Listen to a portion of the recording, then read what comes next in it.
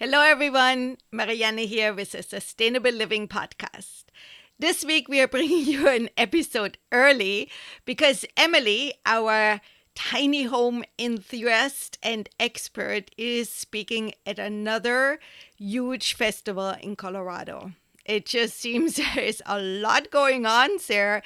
And she also told me today, later in August, she's speaking at even another one. This episode is an interview with the organizer of the Colorado Springs Tiny Home Festival, and it gives you a little bit of an idea of the evolution of the tiny home festival movement, maybe, because it seems there are a lot of them right now and they're growing. If you live in that area, I hope you can hear it in time and maybe you can go there. The tickets are only $15. We are linking all the information in the show notes. Here's Emily.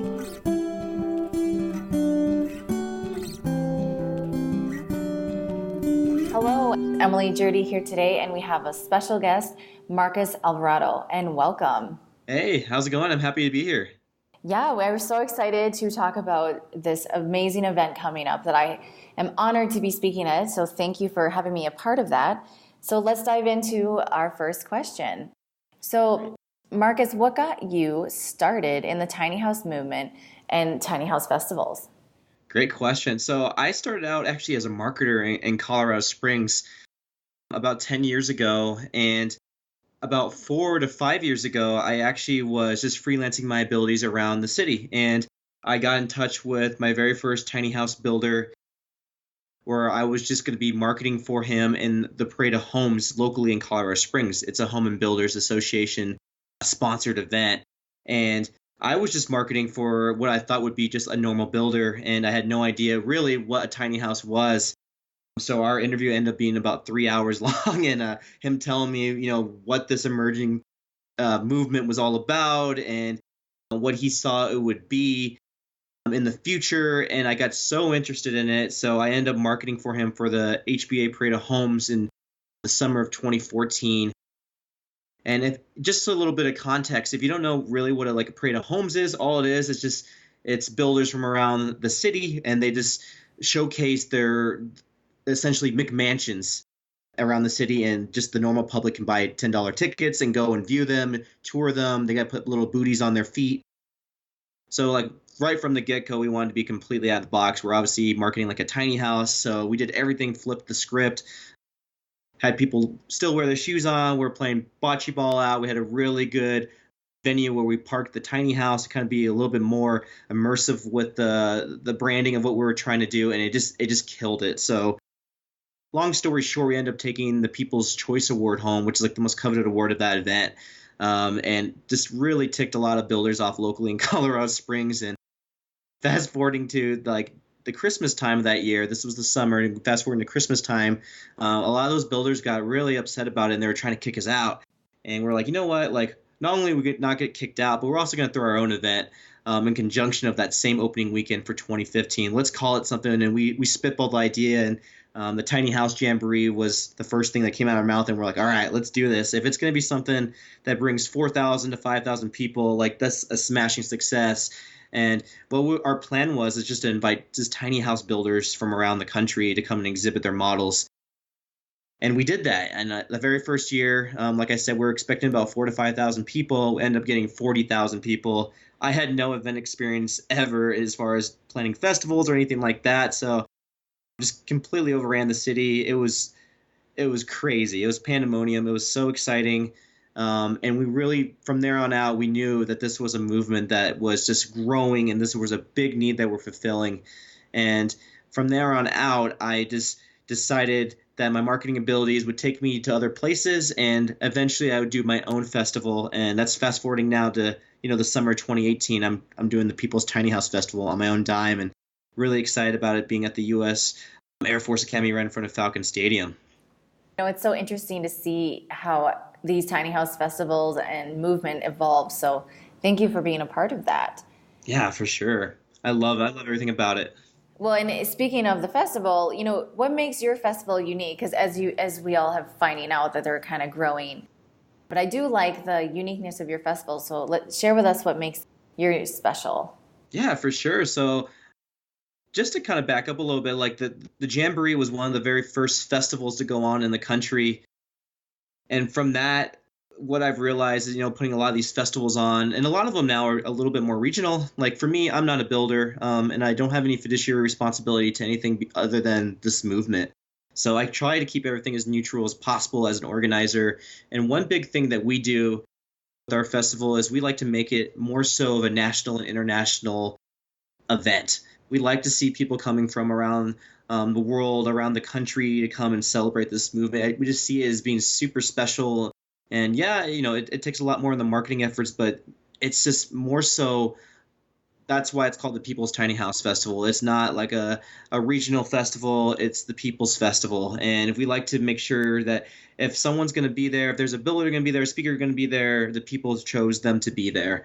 And I think that's one of the biggest things that separates us from the rest of the festivals going on, as well as we like to have a lot of local impact in wherever we're going. And a lot of festivals do that as well, but we like to make something really special for the city of Colorado Springs, where it's kind of like a taste of Colorado Springs, if you will, where it has its own flavor with local vendors who celebrate and simpler living practices with wherever they vend, as well as just local wine vendors, food trucks, all those different things from the Front Range of Colorado. We do have some regional people there, but really from the standpoint of it, we wanted to be something that Colorado Springs was once dubbed the Mecca for tiny houses, that it has something to hold and it can build this movement, and it stays in Colorado.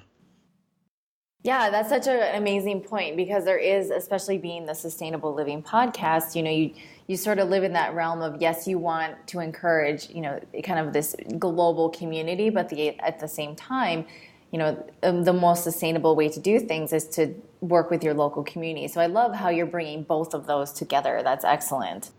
What do you see as the future of this tiny house festival? How do you see it growing? How do you see it evolving in the future? Great question. So from the very beginning, like I've been planning this event for just over a year now, and what I've noticed is, and we've had conversations about this before, but I really think, and I'm glad I'm on this podcast, because I really think the movement itself is just not about only tiny houses. It's more so of a sustainability movement, a need for a smaller, more environmentally friendly footprint. And it's emerging not only in just millennials. It's really emerging amongst millennials, but even baby boomers is what we're seeing as well. So as far as this festival goes, I want it to be known as just the People's Fest moving forward, and it's more so focused on just sustainability in all of its facets. So that can be camper van living, that can be bus conversions, tiny houses, all those different facets of having a more simpler lifestyle and getting your time back. I think that's more so the evolved American dream, is getting your time back, traveling, spending time with family, taking inventory on what's most important in your life. So as far as this movement goes, we really want to make a push for involving those worlds, the camper van world, which is a lot of following to it. We want to merge these worlds and collide them together and make sure that they are collaborating moving forward. And I think with those efforts, us all together can really make a big impact on the country. I love that, because sometimes, we get stuck in our little bubbles, and I think it is important to remember that sustainability is sustainability, whichever avenue of living that means. And I know I've talked to you before about, sustainability, and as far as, tiny house living is really, relevant. You can't have 8 kids. If somebody has 5 to 8 kids, they're not going to be in my 325 square foot tiny house, right? So it's all very relative. It's always just the bigger scheme of things, of downsizing, simplifying, and making your life better that way. So how can tiny house festivals help move the movement forward as far as like legalizing tiny house dwelling and affordable housing? Yeah, great question again. I think what these festivals do best is from a very simple standpoint, they build the awareness, right? They bring thousands of people, especially in Colorado. You're talking about, tens of thousands of people coming to these events, and it's more so you're engaging with stacks of people who don't really know what a tiny house is, to people who are coming there to buy or build their own tiny house. And that presence alone shows that there's a need especially with the Colorado Tiny House Festival that happened a few weeks ago, that there's a need locally for affordable living. And if they keep happening, and it's all about the repetitions, right? I mean, like you said, since the Jamboree, I mean, there's over 20 festivals going on around the country now. With that being said, that brand awareness that this is something that's here to stay and it's building and it's gaining a lot more of a stronghold locally. I like what Tiny House Connection says is almost like a call to arms. There's a lot of people coming here and they're voicing their opinion and they're grabbing each other and they're meeting each other through these festivals, through networking, and they're able to go to legislation and make their voices heard, that this is not going to be something that's ever going to stop, and as well as building that awareness that it's something that's needed. I think you're absolutely right. I think I know you've got some potential, big names coming to the festival to really, even bring that awareness to a higher level. So I think that'll be really, really fun. What can people expect as they walk into the festival? Let's say, someone walks in, what are they going to see? What are they going to hear? What kind of activities will be going on? That's another great question for sure. So we're going to be very food truck heavy. We're going to be very panel heavy. So like I said, when you walk in, you're going to be right in the food court. You're going to have a lot of the food trucks local from Colorado Springs that have helped us in the past or have come from even New Mexico to come and showcase their food. And on the left side, you'll have all the DIYers, anything from conversion buses, camper vans to tiny houses. And then on the right, you'll walk right in and you'll see all the tiny houses laid out with the stage right around there. And like I said, the big thing about our event too, what people can expect is that these panels are going to have a lot of discussions centered around frequently asked questions in the movement and answering those to the best of our ability. We've really focused hard on bringing people from across the country who are doing things, who are the most qualified people to be answering these questions for our attendees who are coming. And that's what we're really excited about. And then as well as every event, every day, we'll finish with really great local music, as well as some from Boulder. So regional music from around Colorado. Oh, that's excellent. That'll be really fun. I'm excited for that. And I really appreciate you bringing up the panels because it was pretty funny. At a lot of these festivals, I have this speech prepared and then everyone just keeps asking questions, so we end up just going to a Q&A because people, they already know the lifestyle is amazing, but they want to know like the specifics. So I really appreciate you guys having those panels and really getting down to the nitty-gritty for people. So thank you. Yeah, absolutely. That's a big piece to it. Like I've done a few of these festivals before, and the panels are what people come for. They come with questions, and a lot of it will have people who are asking questions prior to the festival that we're actually going to include into the paneling as well. So they're just getting directly asked to the people who know best. And the feedback and what happens from that is really special. So that's a big piece. And we're really looking on building those panels even more so moving forward.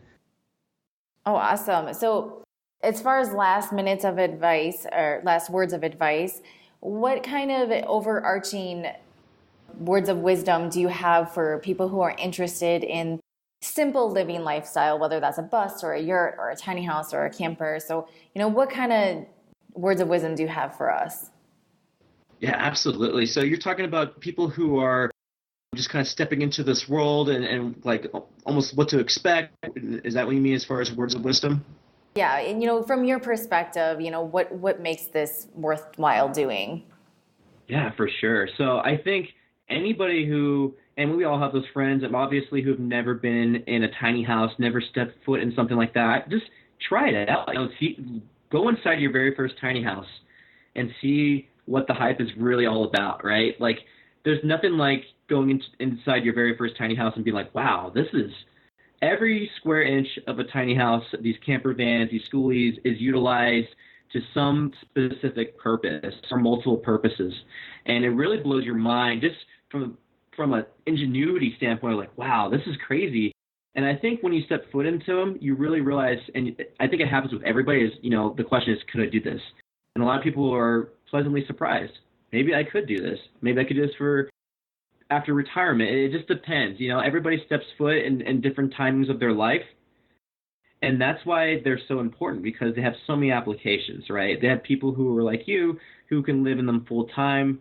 There's people who are retiring mother-in-law quarters, people who want them as a secondary housing option for like cabin in the woods. I mean, applications are everywhere for this movement. And that's why I think it really draws in all stacks of life, right? You get the ultra liberals who are there, you get the ultra conservatives who are there who are looking for some other uses of them. It really brings everybody together. I guess my overarching words of advice is just go and step inside one of them and really just look inside, because you don't know until you try, and really look around and see what the hype is really all about. Oh, thank you. I agree. I think that's definitely what got me excited, is actually getting in one. So where can people find, your website, the festival, get tickets? Where's the best place to find all the information for the People's Tiny House Festival? For sure. So you can just go online to peoplestinyhousefestival.com or our Facebook page. Our Facebook page is where we're really putting out most of our updates. Join our newsletter. We've been putting out a lot, especially it's 19 days from the event, so we've been pushing out a lot of information regarding logistics of getting around town, local places you can visit while you're in Colorado Springs. peoplestinyhousefestival.com, and like I said, our Facebook page. Those are the best places to go. Oh, thank you so much. And I'm so excited to be there. And I know even if you can't make it to this festival, and definitely see if you can find one local in your area and get into those tiny houses, or you can email a builder and see if they'll do a tour, or check out some dwellers are sometimes willing to do tours as well. So thank you, Marcus, again, and we wish you the best of luck with this amazing festival. We're excited. We'll see you all there.